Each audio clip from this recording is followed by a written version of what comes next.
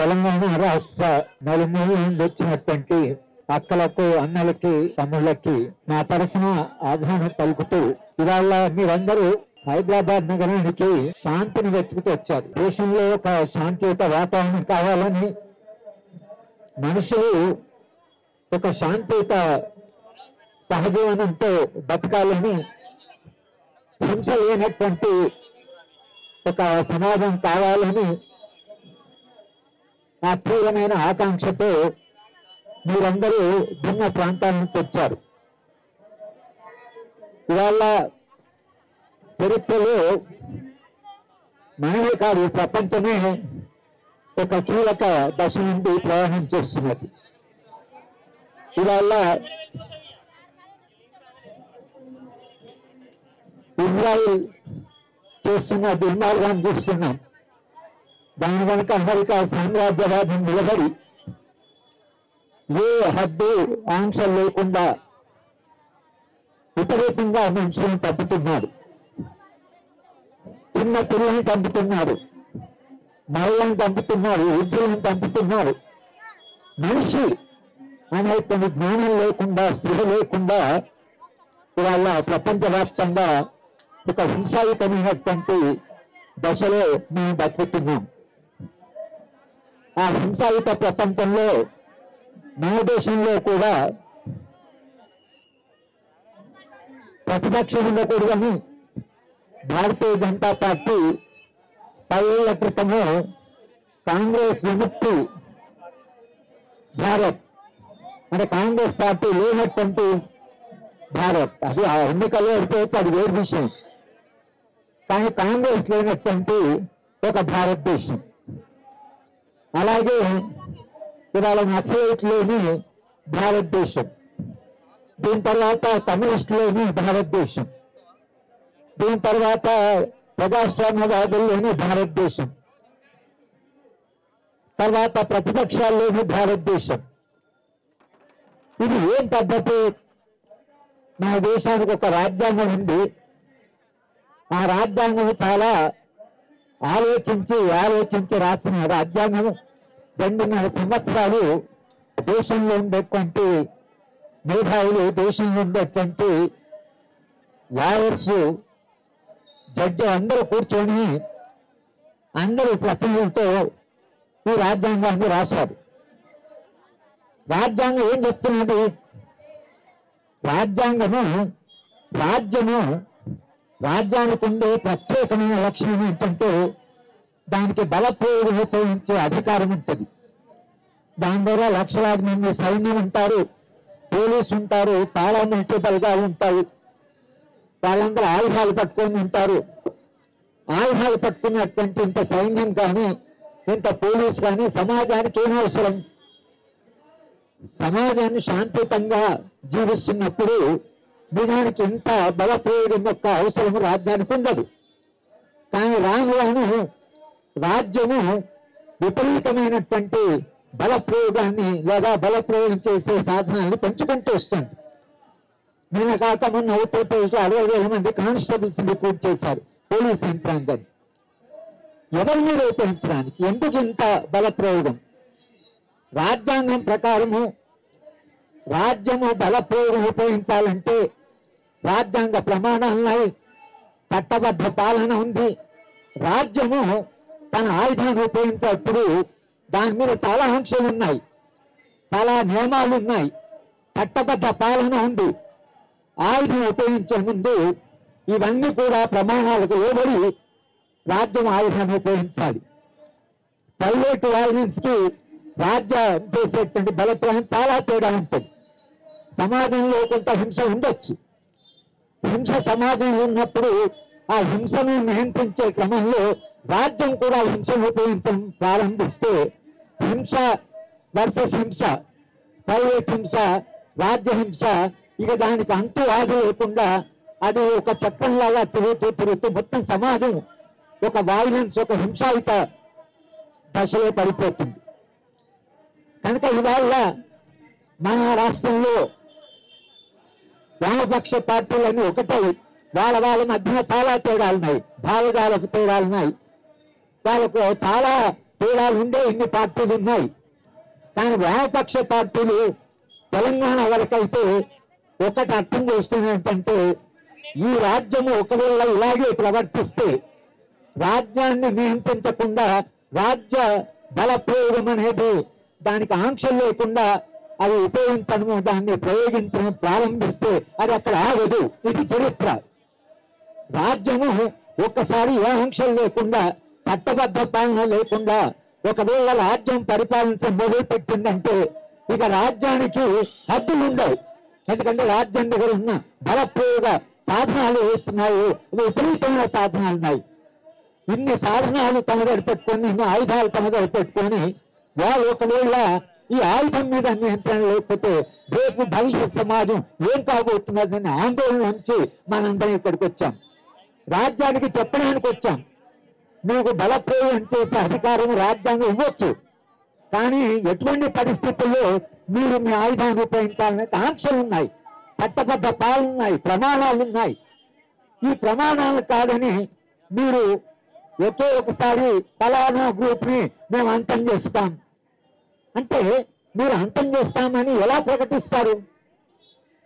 మీరు అంటే ఒక రాజకీయ ఉద్యమాన్ని మొత్తంగా దాన్ని ఫలానా డేట్ వరకు అంతం చేస్తాం అనేది రాజ్యాంగ విరుద్ధం, ప్రజాస్వామ్య విరుద్ధం, చట్టబద్ధ పాలనకు విరుద్ధం.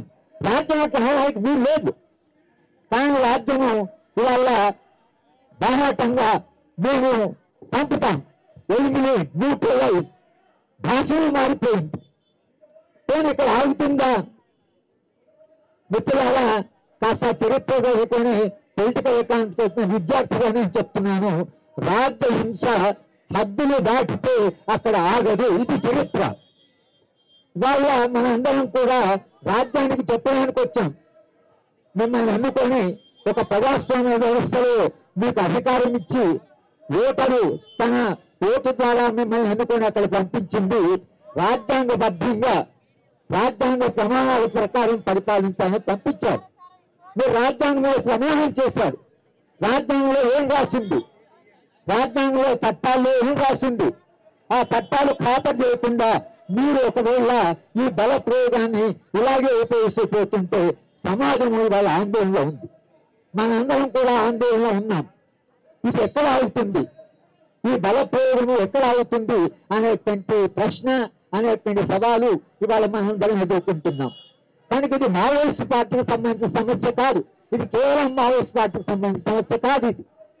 ఇది ఆదివాసీల సమస్య. ఆదివాసీలు ఇవాళ మావోయిస్ట్ వచ్చిన తర్వాత ఉద్యమాలు చేయడం లేదు. గత 200 ఏళ్ళుగా ఆదివాసులు తమ జీవిత కొరకని, తమ అడవి కొరకని, జమీన్ అని వాటి కొరకు ఆదివాసులు 200 ఏళ్ళుగా పోరాటం చేస్తున్నారు. ఆ పోరాటాల ఫలితంగా చాలా హక్కులు వచ్చాయి ఆదివాసులకు. భారత రాజ్యాంగంలో స్పష్టంగా రాసింది, ఆదివాసీ ప్రాంతాలకు రాజ్యం పోవాలంటే ఆదివాసుల అనుమతి కావాలి, ఆదివాసులు దానికి అంగీకరించాలి. ఆ తర్వాత చాలా చట్టాలు వచ్చాయి. ఎస్సీ అట్రాసిటీ యాక్ట్ వచ్చింది, అలాగే పీసా వచ్చింది. పీసా ప్రకారం కూడా మీరు ఆదివాసులు ఎవరి ప్రాంతానికైతే మీరు వెళ్తున్నారో అక్కడ వెళ్ళడానికి వాళ్ళ అనుమతి కావాలి. రాజ్యాంగంలో జైపాల్ సింగ్ స్పష్టంగా మాట్లాడాడు, మేము ఇంతకాలంగా పోరాటం చేస్తున్నాం, మీరు మేము కలిసి ఉండాలని అంటున్నాం, మా స్వతంత్రం ఏంటి, మా స్వేచ్ఛ సంగతి ఏమిటి, మా స్వయం పరిపాలన సంగతి ఏమిటని జైపాల్ సింగ్ భారత రాజ్యాంగం రాస్తున్నప్పుడు ఆయన ఒక ప్రాథమికమైన ప్రశ్న ఏదైతే అదే ప్రశ్న 75 తర్వాత మనం అడుగుతున్నాం. ఇవాళ ఆదివాసుల యొక్క అస్తిత్వం ఏమిటి, ఆదివాసుల జీవన విధానం ఏమిటి, ఆదివాసుల యొక్క స్వేచ్ఛ ఏమిటి, స్వాతంత్రం ఏమిటి, వాళ్ళని అడవి మీద ఉండే వాళ్ళ హక్కుల సంగతి ఏమిటి, ఇవన్నీ పోయి ఇవాళ కేవలం అక్కడ సహజంగా ఉండబట్టి, అక్కడ ఖనిజాలు ఉండబట్టి ఆదివాసుల వాళ్ళని నిజం కూడా వాళ్ళ యొక్క విషాదం అది. ఎందుకంటే వాళ్ళ కాళ్ళ కింద అంత సంపదని వాళ్ళకు కూడా తెలియదు. ఉన్న వాళ్ళు తీసుకునేవాళ్ళు కాదు. వాళ్ళకి స్వార్థం లేదు, వాళ్ళకి స్వప్రయోజనం లేదు, డబ్బులు చేసుకోవాలని లేదు, వాళ్ళకి పేరు లేదు. వాళ్ళు అమాయకులుగా అడవి మీద ఆధారపడి ఒక స్వచ్ఛమైన జీవితాన్ని గడుపుతున్న ఆదివాసుల మీద బ్రిటిష్ ఈస్ట్ ఇండియా కంపెనీ దగ్గర నుంచి ఇప్పటిదాకా మన నిరంతరంగా వాళ్ళ అంటే ఒక్క సమస్య కాదు, సమస్యల వలయంలో వాళ్ళని నెట్టేశారు. ఇది ఆదివాసుల పోరాటం. కానీ ఆదివాసుల పోరాటానికి మావోయిస్ట్ పార్టీ అక్కడ ఉంది కాబట్టి మీరు మావోయిస్ట్ అసలు ఆయుధాలు ఉన్నాయి అని మీరు అంటున్నారు. కానీ చంపుతున్నారు ఎవరిని? ఆయుధాలను వాళ్ళు కదా, అమాయకమైన ఆదివాసులను చంపుతున్నారు కదా. ఆదివాసులని మనము అక్కడ వెళ్ళి పిల్లలు అనకుండా, చిన్నపిల్లలు అనకుండా, మహిళలు కాకుండా, వృద్ధులు అనకుండా మీరు మొత్తంగా ఇవాళ ఆదివాసుల మీద ఒక యుద్ధాన్ని ప్రకటించారు. ఈ యుద్ధం ఏదైతే ఆదివాసుల మీద ప్రకటించారో ఆ యుద్ధం అక్కడ ఆగుతుందా? అక్కడ ఆగుతుందా? లేక ఆ యుద్ధము ఎక్కడి దాకా పోతుంది? ఇవాళ మీరు ఇజ్రాయిల్ దుర్మార్గం చూస్తే అమానవీయంగా, అమానుషంగా హాస్పిటల్స్ మీద, స్కూళ్ళ మీద, ఇళ్ళ మీద బాంబులు వేస్తున్నారు. ఎట్లా అసలు మీరేలా అధికారం ఉందని, మీకు బలప్రయోగం చేసే ఒక శక్తి ఉన్నదని? ఇవాళ ఇజ్రాయిల్ అనేటువంటి దుర్మార్గమైన దేశం అమెరికా యొక్క వాళ్ళ మద్దతుతో ఇవాళ వాళ్ళు మొత్తంగా టీవీ స్టూడియోలు, హాస్పిటల్లు, సివిలియన్ ఏరియాస్, జనం జీవించే జనజీవనం మీద యుద్ధానికి కూడా నీతి ఉంటుంది కదా. ఆ యుద్ధం నీతి అక్కర్లేదు. దాని వెనుకున్న అమెరికాకు అసలే యుద్ధ నీతి వాడు వెనుకుండి నడుపుతున్నాడు. ఆ అమెరికాలో ఉండేటువంటి ఖనిజ వనరుల కొరతని ఇవాళ అక్కడ యుద్ధం చేస్తున్నారు. అక్కడ ఆయిల్ ఉందని యుద్ధం చేస్తున్నాడు. ఇవాళ మీరు ఏ ఖనిజ వనరుల కొరకైతే ప్రపంచవ్యాప్తంగా ఒక యుద్ధ వాతావరణం చేశారో భారతదేశంలో కూడా జరుగుతున్నది. ఈ దేశంలో ఉండే ఖనిజాలను వాటిని దోచుకోవడానికి, ఆ ఖనిజాలను ఇవాళ లాభాల కొరకని, కార్పొరేట్ లాభాల కొరకని మీరు వాళ్ళ ఒక యుద్ధం చేస్తున్నారు. మీరు ఖనిజ వనరులైన ఆదివాసీ ప్రాంతం ఉంటే ఆదివాసితో కూర్చొని మాట్లాడవచ్చు. ఈ ఖనిజాలు దేశానికి అవసరమని చెప్పొచ్చు. దేశ సంపద పెరగడానికైనా, దేశంలో ప్రజలందరూ జీవితం బాగుపడాలన్నా, ప్రాజెక్ట్ కట్టాలన్నా, రోడ్లు వేయాలన్నా, పరిశ్రమలైనా కొంత ఖనిజాలు అవసరం అని వాళ్ళకి చెప్పొచ్చు. కూర్చొని మాట్లాడవచ్చు. అది రాజ్యాంగం చెప్తున్నది. కానీ వాళ్ళతో కూర్చున్నది లేదు, మాట్లాడేది లేదు. ఇవాళ ప్రభుత్వం తీసుకుంటున్నదా ఖనిజాలను కాదు, ప్రైవేట్ కార్పొరేట్ శక్తులని. ప్రైవేట్ కార్పొరేట్ శక్తుల లాభాల కొరకని, అంతర్జాతీయంగా, జాతీయంగా పెట్టుబడిదారుల యొక్క లాభాల కొరకని మీరు వాళ్ళ అక్కడ కదా ఈ ఆపరేషన్ తగారు మీరు దాన్ని ప్రకటించారు. ఆపరేషన్ తగారు వెనుక ఏమి దాన్ని ఏ ఉద్దేశంతో చేస్తున్నారు? మీరు మావోయిస్ట్ ముక్త భారత్ అంటున్నారు. ఓకే, మావోయిస్ట్ ముక్త తర్వాత దేని కొరకు మీరు అక్కడ అడవిలో తొంగిపోతున్నారు? అడవిలో పోతున్నారు, ఖనిజంలో కొరకు పోతున్నారు. ఖనిజం ఎవరికి కావాలి? సామ్రాజ్యవాద దేశాలకి, ఈ దేశంలో కార్పొరేట్ శక్తులు. కార్పొరేట్ శక్తుల కొరకే మీరు పాలన చేస్తున్నారా, లేక ప్రజల కొరక? ఈ దేశంలో ఉండే ప్రజలు కన్విన్స్ అయ్యారా? అంటే సంపద పెంచుకునే కొరకని ఈ విపరీతమైన అసమానత పెరుగుతున్న దేశంలో కేవలము కార్పొరేట్ గుప్పెడు మంది కొరకని ఇవాళ ఇంత బలప్రయోగం జరుగుతున్న దేశంలో. కార్పొరేట్ శక్తులు ఒకవైపు, తర్వాత మత ద్వేషాలను పెంచడం. మత ద్వేషాలను పెంచడం ఎందుకు? ఈ మతాలన్నీ కలిసి మనుషులు కాదా? మొదట మనం మనుషులం, తర్వాతైనా మతమే కులం. కానీ ముందు మనం మనుషులు మనం మర్చిపోతే మీరు చంపుతున్నది ఎవరిని? మనుషులను చంపుతున్నారు. మానవత్వం ఏమైంది? మనుషులు ఉండేది దయ, ప్రేమ, కరుణ ఇవన్నీ ఏమయ్యాయి? మనిషిలో ఉండే ఉదాత్త లక్షణాలు ఏమయ్యాయి? మనిషి ఏమవుతున్నాడు? ఈ ప్రశ్నలు ఏవైతున్నాయో కొన్ని తాత్విక ప్రశ్నలు, కొన్ని చారిత్రక ప్రశ్నలు ఇవాళ మన ముందున్నాయి. మనందరం ఇక్కడికి వచ్చి కూర్చున్నది కేంద్ర ప్రభుత్వానికి అయినా, రాష్ట్ర ప్రభుత్వాలకైనా, ప్రభుత్వాలకు మనం చెప్తున్నది ఏమిటంటే శాంతి ఎన్నడైనా యుద్ధం కంటే గొప్పది. శాంతి ఎన్నడైనా మనిషి అభివృద్ధికి, నాగరికత అభివృద్ధికి అది అవసరం. యుద్ధము అది విధ్వంసానికి దారితీస్తుంది, శాంతి మానవుడికి అభివృద్ధికి దారితీస్తుంది. శాంతి కావాలి అని యుద్ధంలో ఉన్న వాళ్ళే మావోయిస్ట్ పార్టీ మేము శాంతి చర్చకు సిద్ధము అన్న తర్వాత అంతకంటే రాజ్యానికి సంతోషపడవలసిన విషయం లేదు. మీరు మాట్లాడతామంటూనే మీరు వాళ్ళని చర్చలు పిలవాల్సిందే, మాట్లాడవలసింది. వాళ్ళ ఆయుధాల సమస్య ఉంటే ఆయుధాల సమస్య మాట్లాడండి. కానీ మేము లేదు, ఏది వినం. ఇక జస్టిస్ చంద్రకుమార్ గారు ఉన్నారు. దేశవ్యాప్తంగా రాష్ట్రం మీద ఢిల్లీలో కూడా మేము ఒక కమిటీని ఫామ్ చేశాం.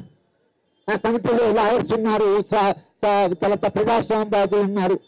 10 రాష్ట్రాల నుంచి వచ్చి కమిటీ ఫర్ పీస్ అనే ఒక అటువంటి సంస్థను చేసి కాంగ్రెస్ పార్టీని భిన్న రాజకీయ పార్టీని కలిసి మాట్లాడాం. రాహుల్ గాంధీని కలిసాం, మల్లికార్జున ఖర్గేని కలిసాం. అందరూ కూడా శాంతి కావాలని అంటున్నారు.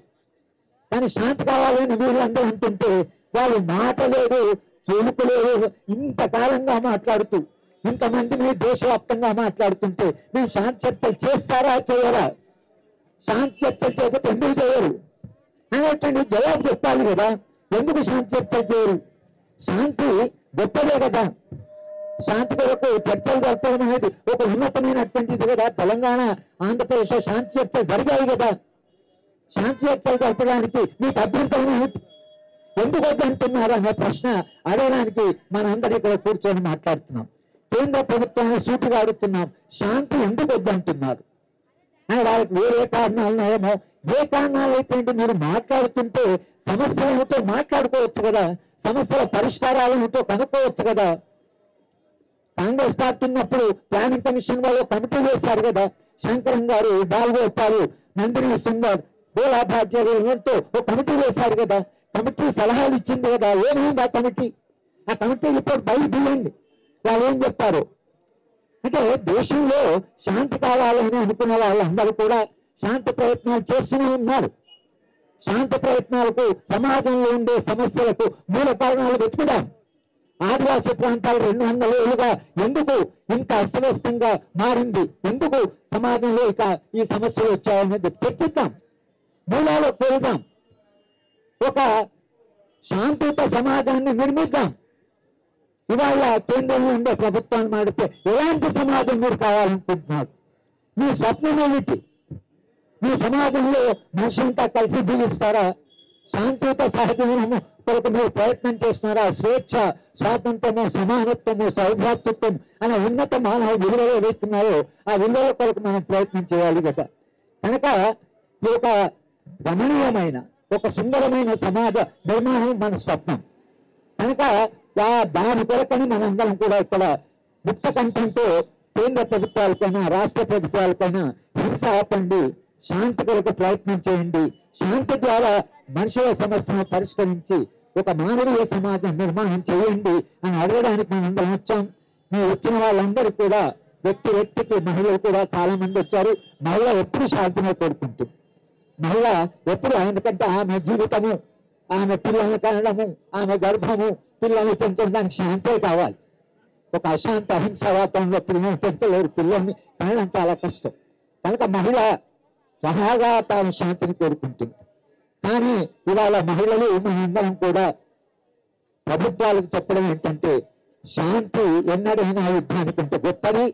శాంతి చర్చలు జరపండి, మూలాలకు వెళ్ళండి, సమస్యను పరిష్కరించండి. ఇది ఇవాళ చరిత్ర. మనం అడుగుతున్న ప్రశ్న, ఇది సవాలు. మనందరం కూడా ఆ శాంతి ప్రయత్నంలో భాగం కావడానికి మనందరూ వచ్చినాం. అందరూ కూడా నేను ధన్యవాదాలు చెప్తూ నేను మీ అందరినీ కూడా మరోసారి అభినందిస్తూ నేను సెలవు తీసుకుంటాను. ప్రపంచంలో ఏ మూల ఏ క్షణం ఏం జరుగుతుందో వేగంగా తెలుసుకోవడానికి తొలి వెలుగు వాట్సాప్ ఛానల్ని ఫాలో చేయండి.